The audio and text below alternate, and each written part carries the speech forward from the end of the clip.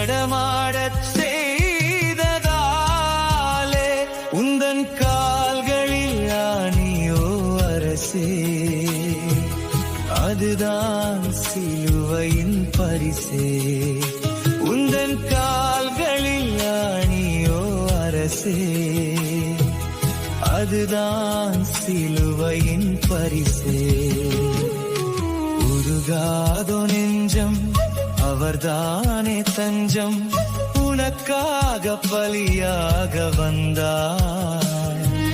கலங்காதோ கண்கள், வழியாதோ கண்ணீர், கல்வாரி காட்சியை கண்டு, கல்வாரி காட்சியை கண்டு.